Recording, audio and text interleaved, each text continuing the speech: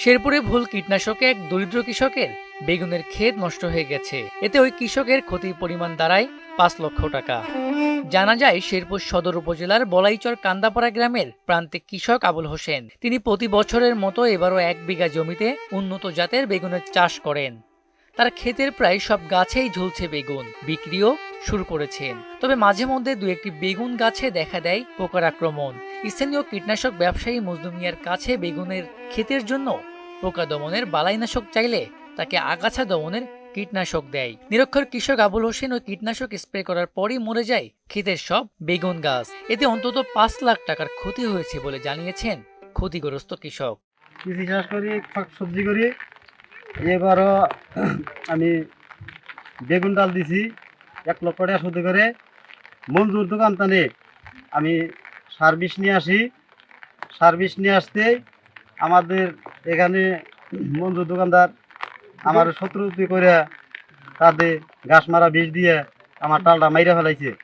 ৫-৬ লক্ষ টাকা আমি বেচারি করতাম, এটার জন্য আমার সব মাইরা শেষ করে দিছে। আমি এর ক্ষতিপূরণ চাই।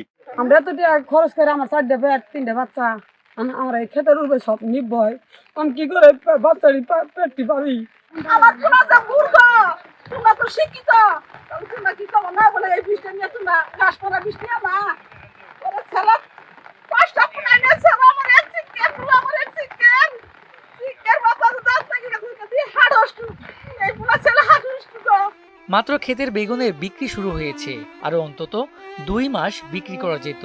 বেগুন বিক্রির টাকা দিয়ে সংসারের খরচ করেও ধার দেনা পরিশোধ করতেন তিনি। কিন্তু এইভাবে বেগুনের ক্ষেত নষ্ট করায় প্রতিবাদ জানালেন প্রতিবেশীরাও। বেগুনের পোকা মারা বিষ ওরা না দিয়ে গাছ মারা বিষ দিয়ে বাউন্ডারে পুরে নষ্ট করে সব হারিয়ে দিল। মানে এটা জন্য আমরা যেন সবাই এটা জন্য সুস্থ বিচার চাই।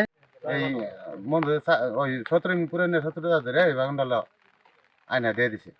এই কাল্লা বুলুন গাছপালা বিষ দিয়ে জীবন করে দিছে। নিজের ক্ষেত্রে বিষ্ণু বাগুন উঠতো, বিষ্ণু বাগুন উঠলে 2000 টাকা বাগুন, তার কত টাকা তো দৈনিক 4 দিন আর বাগুন উঠতো ক্ষেত্রের মধ্যে। তবে বিষয়টি অস্বীকার করেছেন ওই কীটনাশক ব্যবসায়ী।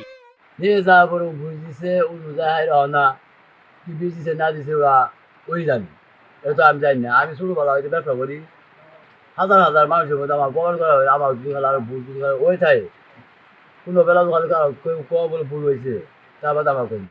বেগুনের ক্ষেতে আগাছা দমনের কীটনাশক দেওয়ার কোনো সুযোগ নেই। তবে কীটনাশক ব্যবসায়ীর বিরুদ্ধে অভিযোগ পেলে প্রয়োজনীয় ব্যবস্থা নেওয়ার আশ্বাস দিয়েছেন কৃষি সম্প্রচার অধিদপ্তরের উপপরিচালক।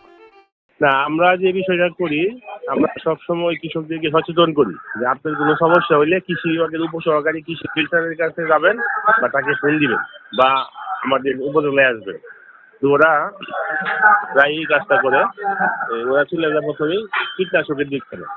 আমি গত পরশু দিনও আমি ওই শেখ বসারের কৃষকদের সাথে একটা ট্রেনিংয়ে ছিলাম ওই বিভিন্ন ইউনিয়নের এলাকার থেকে। আমরা সবসময় এই অভিযানগুলো করি।